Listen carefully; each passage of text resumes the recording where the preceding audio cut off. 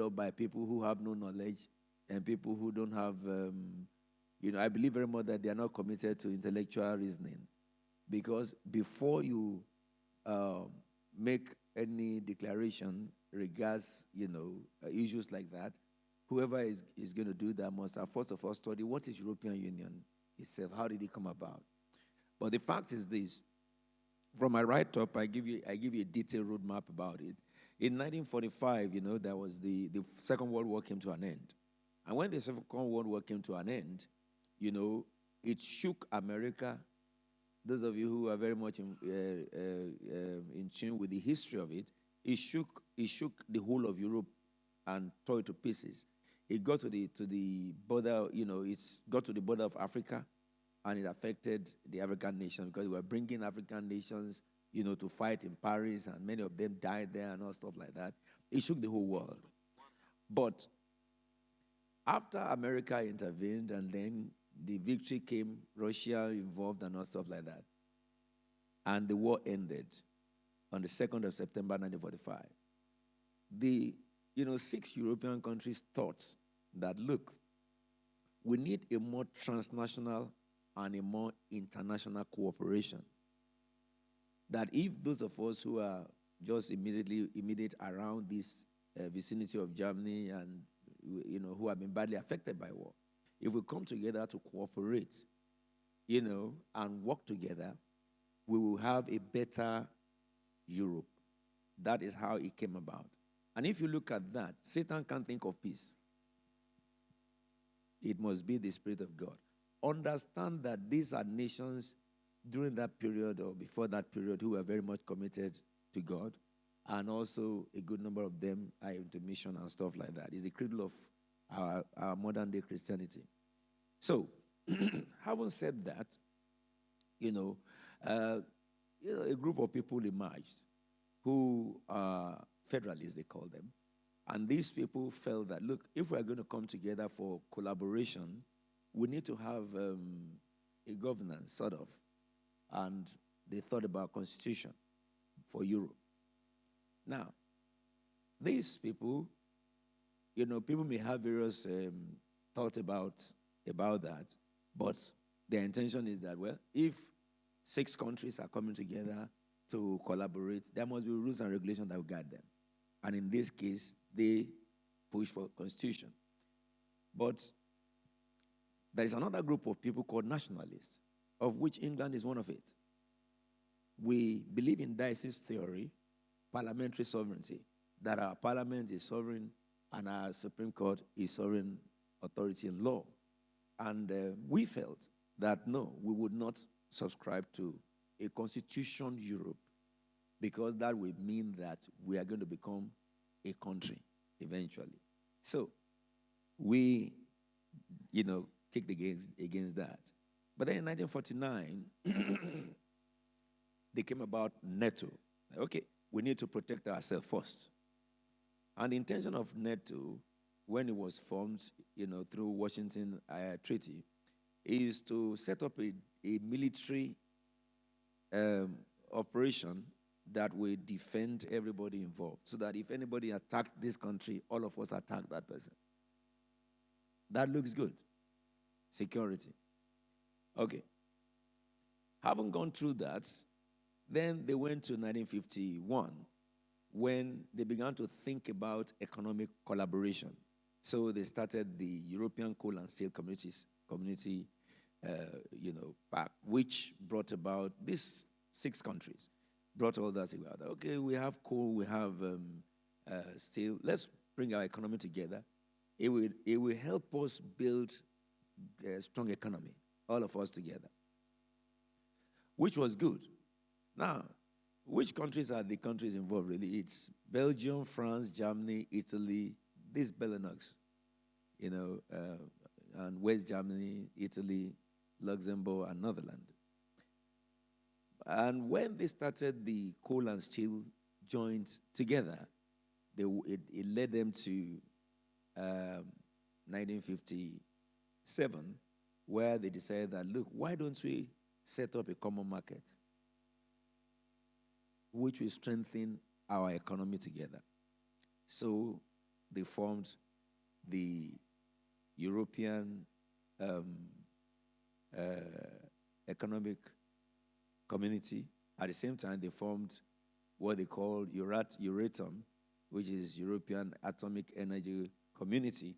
And the goal of the European the Atomic Community was a joint venture in nuclear energy, whereas the European Economic Community was, to create a common market, which we have custom union and free movement of capital and labor. Now, you will have been hearing the word, we are going out of single market.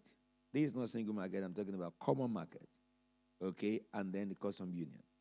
Now, you have been hearing that we will leave, our Prime Minister said that our Brexit, formerly she said the Brexit is hard Brexit. Now she said the Brexit is no more hard Brexit. But if you read within the line, what this Brexit from our Prime Minister is saying is still hard Brexit. Because what is hard Brexit? Hard Brexit is that we get out of the single market and we get out of the custom union, okay? And then we will now go under United Nations World Trade Organization, rather, WTO rule, so that we will be to Europe like America is to Europe, or like Tanzania is to Europe, or like China is to Europe. Okay? Now, if she was pushing for hard Brexit initially, which is just that, and now they say that we are pushing for soft Brexit, and yet, when she submitted her intentions, she still said we're out of custom union and we're out of the single market. Really, she is still talking about hard Brexit. That you must know that. All right? Because hard Brexit is just that. Okay. But I will help you understand what that means. But 1957 to 1958, the Treaty of Rome came up, and, which is for common market.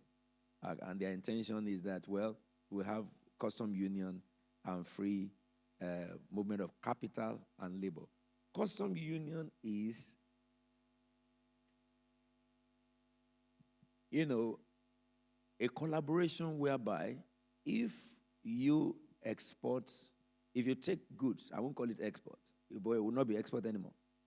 Before the custom union, if you take goods from London to France, okay, once you pass into Calais, you will pay duty. And there are some other things they call equivalent measures. Those are tariffs and all stuff like that from various sections. Quarantine will be there if it is consumable goods, and you have, health and all whatnot. But apart from that, the time it would take a trailer carrying, let me say, apple, to pass through all these checks before he gets to France, all that amounts into money. All the checks that he will go through before he now eventually go to the custom duty, all amount to money.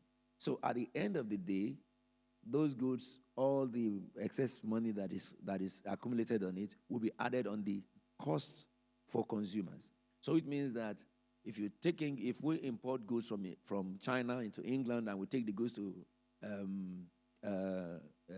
Paris or to France, the cost of that good will have increased because of all these custom duties and equivalent, tariffs and measures with equivalent effect. That is what custom union is. So in custom union, all those duties are taken away. It will just be like taking apple from London to Manchester. If you are going to Germany with your apple, it's like going to sell the apple in Manchester, because we are one union. All right? Now, so that was the intention of the European Economic Community. Free movement of capital. You can carry your money to another country in Europe and you can spend it. You can buy goods from here. You can take it to the other union. You wouldn't pay. But if you look at all this, then you will discover that we are talking about taking goods from one country, crossing the border of another country, all right, and then selling it in another country. What about if somebody in Paris ate my apple and that person got food poison, and that person wants to sue me in England? Who presides over the the case. Is it Paris court? Is it English court? What about if I have my company, supplied a company in Germany with some commodities, and that company in Germany, disagree with me in the matter of terms? How do we handle this? What about if, we have issues of disputes of territory by fishermen and stuff? Who handles it? And then this is what brought about the thought that the union needs a court that is not British court or German court, who will be a supreme court where if a German has a problem with an English person and they cannot resolve it, then they can go to this court that is not German nor English, but is European, to, settle the issue. But let me say this to you. If you look at this, though, if we look at the nationalistic view, which England has always been, how could we submit the supremacy of our lawmakers, the parliament, to be interpreted by somebody else? How could we submit, our Supreme Court's decision to be reviewed by somebody else? To a nationalist, no, that's not right. And this is one of the major problems that have lingered in England from scratch till now.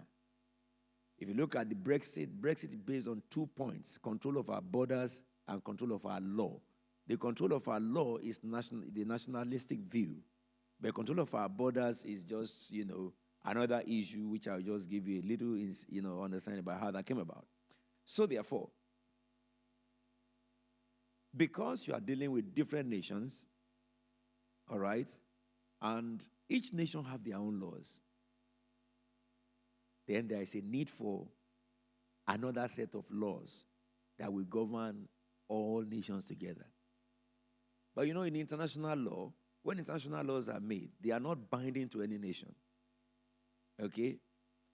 But the uniqueness of European Union, which has made the European Union an organization which never existed. It never existed in our own time. The uniqueness of United Nations, of the EU, is that it has legal and political structure, which is not so with other international laws. And it is the first of such in the world. Therefore, the issue of treaties came about. Then we have the European, various levels in the European Union, the governmental structure or political structure, MPs and the European Council and the rest of them. But for our audience, what I want to talk about is the fact that we English have our own law, German have their laws, Italian have their laws. But now, if I go to Italy, I'm a citizen of Italy as a British. If Italian comes to England, he's a citizen of England. All right? So to achieve that, they now came about 2 vehicles. The principle of mutual recognition and also the principle of harmonization. So harmonization means that the laws that are made by the European authority will be engrafted in the local laws of every nation. That is to harmonize those laws into our laws. Now, when we talk about leaving the EU, one of the first problems before the challenge of the Supreme Court was that they said we have about, 17,000 laws of EU already in our laws, which, when we Brexit, we have to repeal them. So, but what happened when they said that? What that means is that those European laws have been adopted into our own law in England. Now, all the laws that affect employee, which you have been enjoying the benefits, all the laws that affect rights of women, which you have been enjoying the benefit, paternity leave, which fathers now are having leave and stuff like that, which you have been enjoying, all the laws that have been, affecting non-tariff and, free movement of you going there and selling. All those laws have to be repealed in our own law. And you know, to repeal a law is a long process. The government of our country cannot just say those laws are no more binding because we have established some rights over the years through those laws. Now, this is going to be a big headache for our parliament, which they have to handle now. Okay. But having said that, you have the principle of harmonization and mutual recognition, which is harmonization, the laws that are made that binds all of us, we engraft in our law. Mutual recognition in the area where each country differ. You will agree, German will agree with me. You know, if a German comes to England, he has to abide by it. If I go to German, the area that we disagree or we derogate, I, British, will come under that law. Look at this now for the citizens' right they are talking about. The citizens' right they are saying now, which is the first issue to be dealt with in Brexit, they said, our Prime Minister said, it should be a reciprocal treatment. Okay? Citizens' rights, European citizens' right is different from British citizens' rights. It's more extensive, especially when it comes to family members. There is going to be a real issue on if European Union gave British living in the Union now all their rights, then according to our Prime Minister, we must give them the same rights. Not as we think, but as it is. They call it right passive. Okay? That is the reason why they are saying that who will preside over it? Which court will preside over it? European Union insists that ECJ, which is European Court of Justice, should preside over it. And our own government is saying that no, our Supreme Court should. But of course, our Supreme Court cannot preside over European Union law if we're out of European Union. Okay? So the citizens of Europe who are here, this is going to be a long journey.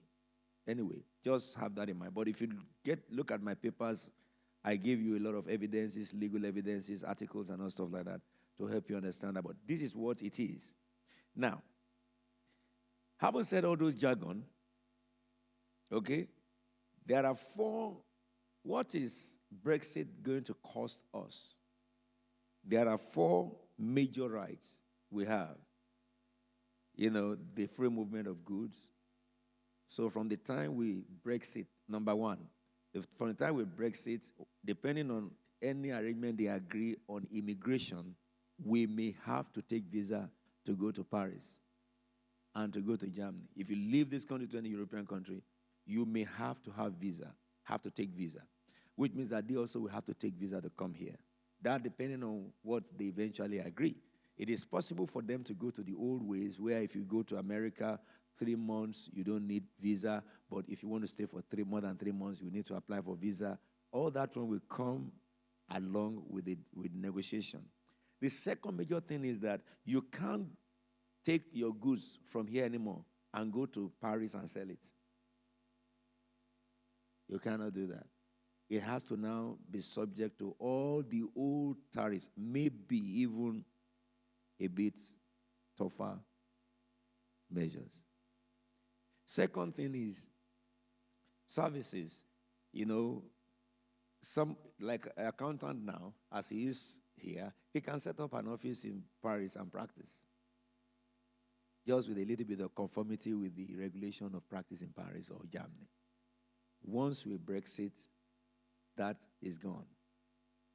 Another thing is, if you take any amount of money from here to Germany or to Paris, it's like going from here to Manchester. But once we Brexit, that stops. The amount of money you can take at a time will be capped. Just similar to when you are going to America, depending on what they agree eventually. But the most problematic one is the free movement of you. That is the movement of the people. I've looked at goods, services, capital, then people. Now you see the movement of people, free movement of people is the major bone of the union. That is for people who, if you move from one state to the other, you can vote. You are a citizen. You are treated like a citizen. Well, of course, you can participate in, what any citizen in that country will participate. Now, that is going to be a big problem for you and I. Really, I would say this, that for Christendom, the European Union opened the door for Christians from England to go to all Europe and evangelize them. And nobody could stop you because you have the right of any citizen of that country. But once the door is shut, you can't. You'll be treated as a foreigner in those countries.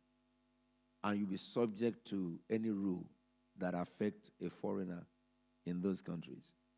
People who have companies over there now, their company, if you're British, that you have your practice over there also, those companies will be treated as foreign organizations. Having said all that, they are working on this. How will that affect us now, practically? Let me just run through a few things. There is something that, they call passporting.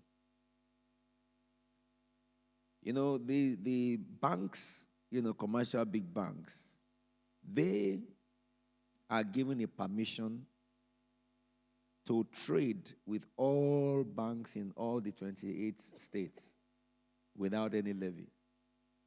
But now that Britain has left, all those banks like JP Morgan, big American banks, big Chinese banks, and all the rest of them, Japan, they will have to move. There is no second thought about it. The issue that London is the capital financial city of the world, it waits for the next 9 months. You will see that it is no more. We are no more. Not only that, also, companies like Nissan, who 45% around about of their products are exported to Europe. Companies like Jaguar, the same thing. Now, those exports now will attract tariffs and taxes. And what will happen is that their sales will drop. Understand, this is the major problem. We are one country and against 27 countries now. Now, if you are an entrepreneur, what will you do? Will you prefer to move your company to 27 countries so that you can trade with 27 countries? Or will you prefer to stay here and pay tariff to 27 countries? No, you would prefer to go over there and only pay tariff to one country. Same thing with other services. Haven't talked about that. Therefore, we know that it will lead to job losses. Already today, they were announcing some job losses in some organizations, within the country. Another area of problem that we're going to face is our groceries. Currently, we know that we import, that is groceries and food. We import from Republic of Ireland.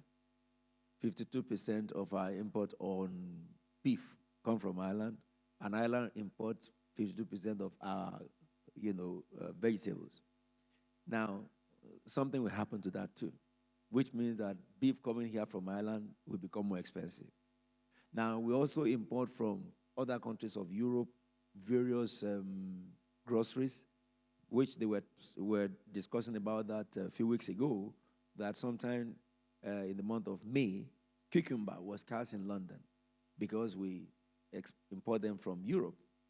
All those things are going to, attract a lot of increase. Another problem in the area of increase is a lot of European workers who come here who are nocturnal or seasonal.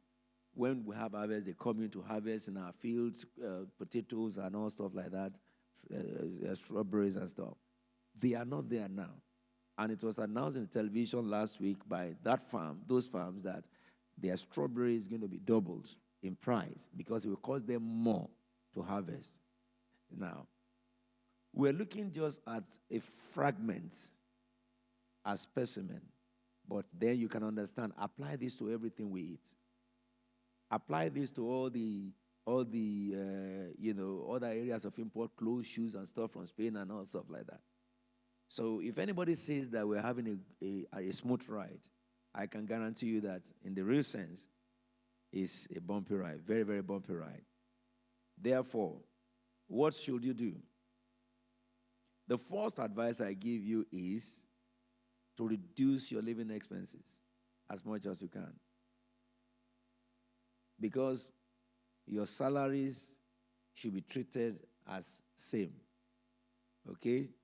I didn't speak about inflation because that we have to deal with in other meetings, but I just want to talk about how it affects you directly. Reduce your living expenses. Where you drive your car all over before, try and let your car rest a little while so that the tires, the shocks, the brakes can last longer. When you are on the motorway, keep to speed limit. It helps to, your fuel will reduce and your brakes will not wear easily, quickly. Tires will be longer before you change it. Don't buy any clothes you don't need. Invest your money on things that you need, not your want now. If you're one of those who just go, anything you see in shop, you buy. You see that in shop, you buy. And your house is full of many things you don't use, many clothes you don't wear, many shoes you don't wear. You need to stop it now. We need to learn how to maintain our energy. Change your energy to, efficiency. Apply efficiency towards your energy. I just installed the Hive in my heating when I saw that they just gave me some exorbitant price for heating. So as I am here now, when I'm going home, I will put on my heating from my mobile phone and the heating will start. Instead of heating from morning so that my house will be warm and I'm there in the night, especially when it's winter now. You want to go into a warm house, isn't it? So, but with the British Gas, they have this program of Hive, and people can buy it personally and you install it, where you can on your mobile phone, when you are going, switch off your heater, and when it's about 1 hour to get home, switch on your heating. The same thing with your water, so that you can reduce your gas, electricity, and all stuff like that. All right.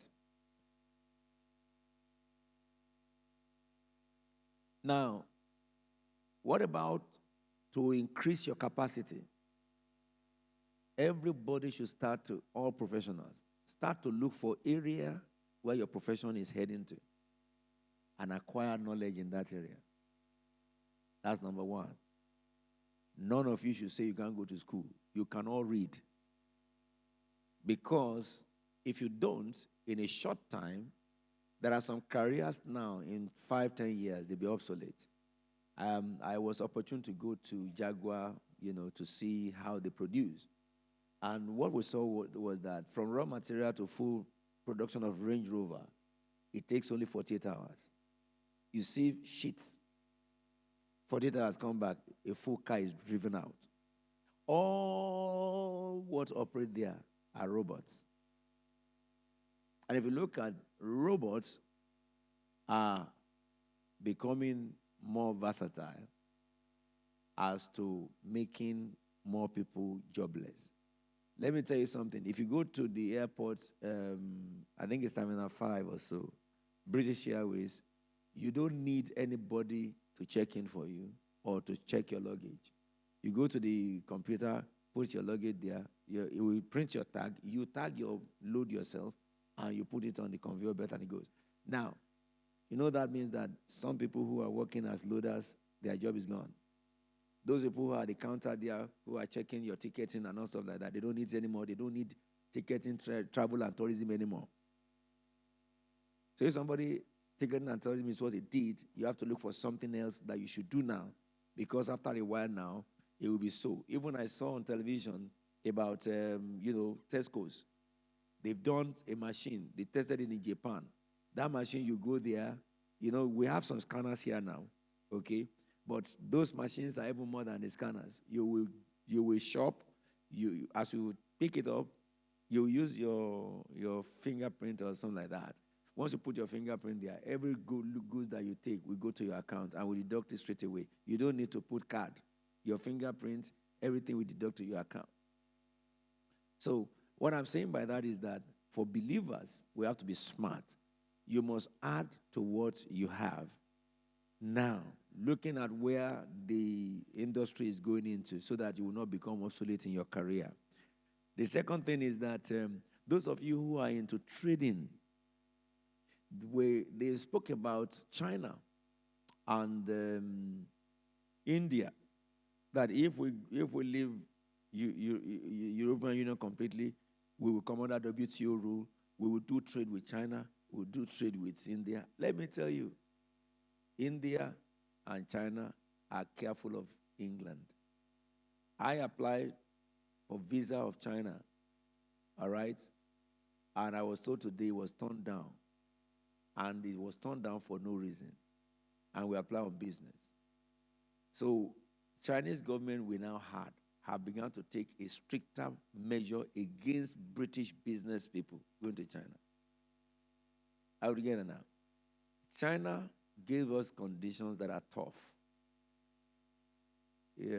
India gave us conditions that are tough because understand that before UK now wants to go to China, China has proliferated himself in all Africa. India has proliferated in all Africa. I was just looking at a report of India and Nigeria, the businesses that India and Nigeria do. They have enough in these nations, and which means that we will be at their mercy. We will not dictate the time to China because China doesn't really need us. We will not dictate the time to India. We need India. It doesn't really need us. And all what that will give us is a tougher tomorrow. I would get that now. So those of you who are into importing and exporting, begin to look into importing, begin to look into, other areas of import that we feel the lack of what we will lose from in Europe if you are into business of importing. Look in products that we are getting from Europe and alternative market from the third world countries where those things can be gotten for something lesser, which you can always switch into when the tide comes. Are we together now? Of course, those who are into wares, importing clothes and stuff, the problem is this for importation of things like that is this. If our currency continues to drop, which it will, sterling will drop, it means that it is not healthy for anybody to import shoes and clothes anymore because people won't buy it. It will be too expensive. When the currency drops, it is advantage to people who are exporting. I would get that now. But we're going to have that drop. But lastly, if we have the day they increase our interest rates, which can be any minute from now, it could be a solution to try to redeem the calamity by probably September, October. Once they do that, all your mortgages will increase. Okay? All the goods you buy will increase. So if your salary does not increase and you don't have any extra income, what will happen? Foreclosure will be happening in the country to many people again. All right? So, therefore, I will now give you, where is the men's meeting today? I will now give you few scriptures.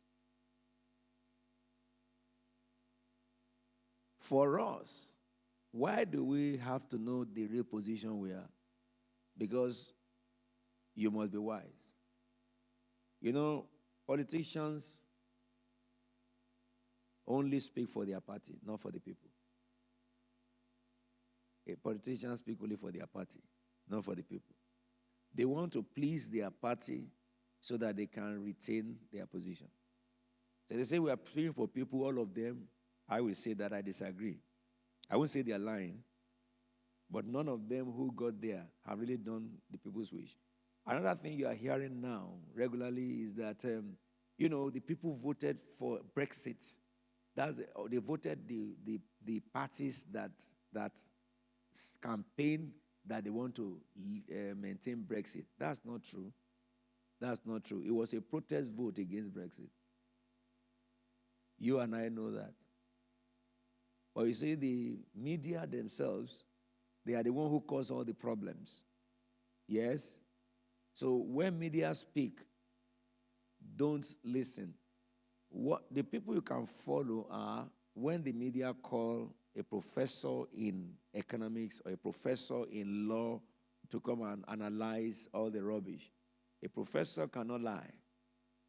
He will tell you what entails. Those are the information you can base the planning of your life upon, or else if you follow these politicians, you will be very, very misled. For us, therefore, two things. The information that you have will help you to pray. But then at the same time, it will help you to do something to your life. Practical thing to your life. Those of you who are affiliated with another country, maybe you are from Africa or Brazil or Jamaica and stuff, and you are connected to your country, it may be a good thing to look for what Britain will need that you can bring in from your country. There will be room for that because Commonwealth nations are going to be the first people that United Kingdom is going to be looking at now. And of course, now that United Kingdom is going to crisis, Commonwealth nations are coming out of crisis. So it's a matter of you look very well. But the Bible tells us this in the book of Psalm 37 verse 19. You remember this is a scripture God has given us for years. In times of disaster, they will not wither. In days of famine, they will enjoy plenty. So all what I've told you is not to scare you. It's to let you know what the practical entails. Okay? But we know that we serve the living God. There will always be plenty in the land of Goshen when there is famine in the whole of Egypt. Are we getting it now? So, but the plenty that is in the land of Goshen, unless the Lord open your eyes. All right? And look at Isaiah, I think it's 45, from verse 2. It says in verse 1, thus says the Lord, verse 2 says, I will go before you and level the mountains. I will break down the gates of bronze. I will cut through the bars of iron. Then the next verse says, I will give you the treasures of darkness. This is the time for the church to access the treasures of darkness.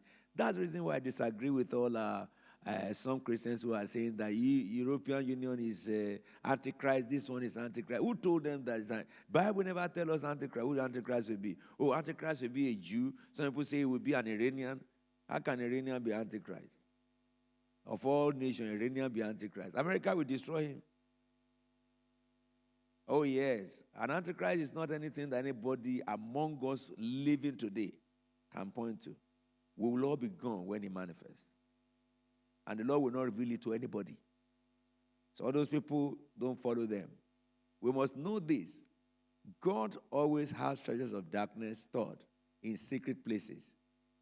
And it says, so that you may know that I am the Lord and the God of Israel, who summons you by name. So for me, the earth is the Lord's and the fullness thereof. I'm a British. Of course, our Prime Minister has said it, that we are Brexiting, but we are still European. Amen? We are Brexiting, but we are still European. Amen? So any blessing that belongs to European Union is mine.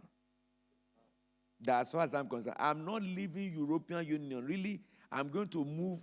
The office we have in Germany, I'm going to really commit myself to it, because already when we are before this Brexit, a good number of us, not just us, but business people in England, have gotten partnership with various people in Europe and doing good things.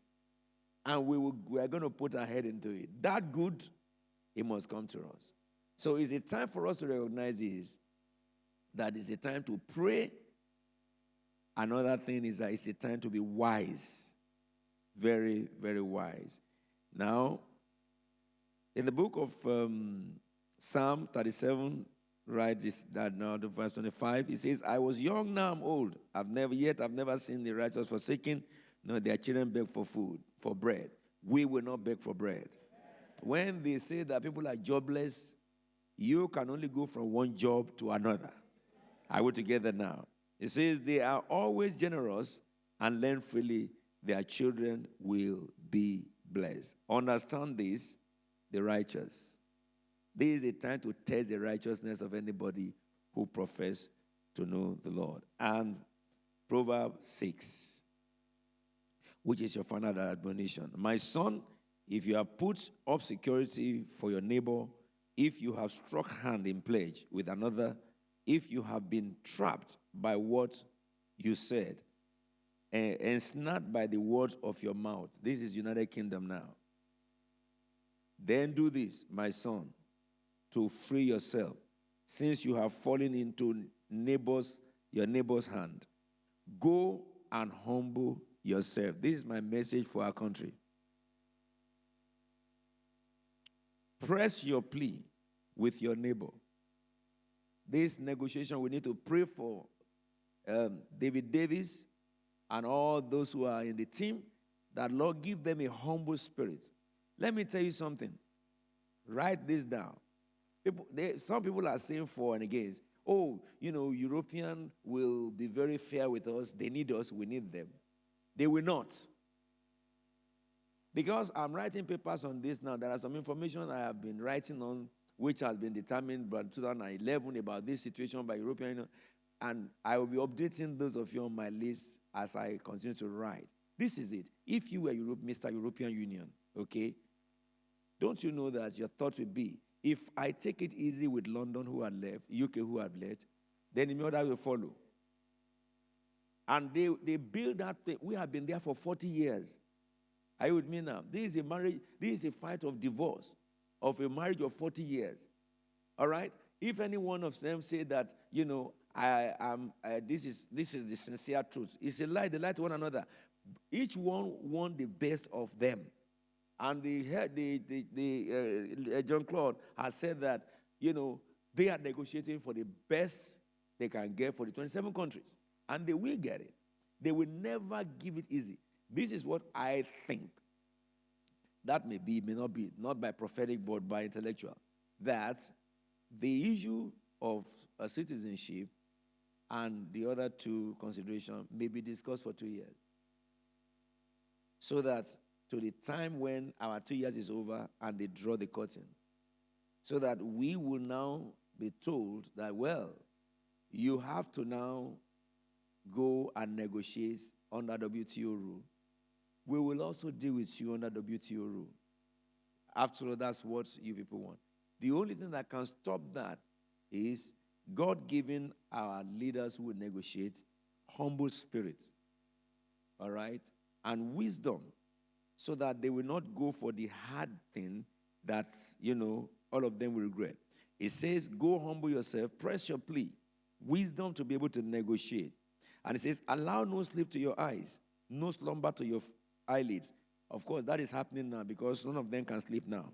If you watch them, they are having bags in their eyes. They can't sleep. It says, free yourself like a gazelle from the hand of the hunter, like a bird from the snare of the fowler. Go to the ant, you sluggard. And that is talking to you now. So for our leaders, we need to pray for them. Theresa May needs prayer now than ever. You remember the Lord told us that we should pray for her since January, for the month of September, October, that she will go through that period. And if you look at what is going on now, as she's fighting about negotiating, she's fighting about division in the party, she's fighting about, decision with the Democratic Union Party. So we need to pray for her seriously, that God will give her knowledge, God will give her wisdom, God will help her. Forget about what blunders she has done. At least God has served her right so that she should be curbed. But at the same time, haven't her lost the majority she expected, the route she's going now is still the old thing. Leave custom union. If we leave custom union, and we leave single market. That's hard Brexit. You know why they don't want us in custom union? For cost, if we are in custom union, we'll be subject to the ECJ. Okay? But if we are not in custom union, we are not subject to ECJ. So our exit from the single market means we control our borders. But our exit for custom union means we control our law. And the two cardinal points for Brexit is control our border, control our law, which means no custom union, no single market. And we know that is disaster. It is disaster. So somebody somewhere have to change their mind. It could be the prime minister. When the pressure becomes high, it could be the parliament that will decide that, look, let's have another referendum. We may get to that. Because if poor people become hard-pressed, anarchy is the historical, situation that always coming. And we don't want anarchy in our country. But if we go this way we are going, it is inevitable. And we may find ourselves revoking the decision we have made. Can we revoke it? Oh, yes. Article 50 takes you out. Article 849 takes you back. So, it says, go to the ant, you sluggard. Consider his ways and be wise. It has no commander, no overseer or ruler. Yet it stores his provision in summer and gathers his food at harvest. Store your provision now. That is summer. Or what I've told you. Live wise. Don't say you are living by faith and squander your wealth. Those of you who are wedding now, cut your coat according to your size. You don't have to invite the whole church to come and eat. Anybody wants to eat, they should pay for it. Yes. If you say that, he's doing wedding, he didn't invite me. You ask him that, I saw that my name is not invitation. How much is the hotel for individual? He says it's 30 pounds. Okay, put my name there, take 30 pounds. So that you want to go there. We don't have to kill somebody just going to wed. Because somebody is wedding, then we should make him commit suicide. We don't want that. Now, because things are going to be harder, it says, ants gather in summer and they gather in the, they store in the summer and gather in the harvest. How long will you lie there, you sluggard? When will you get out of your sleep? A little sleep, a little slumber, a little folding of hands, and poverty will come on you like a bandit, and scarcity like an armed man. Now, I'm going to stop here. We know what we do for the government is to pray for them. But we know what we do for yourself is to walk with your two eyes open. Are we together now? All those who are saying prophecy, they are liars. Because prophecy now, with the position we are now, is real. I've met some Christians say that God will see us out. I said, is Britain a Christian nation? It's not.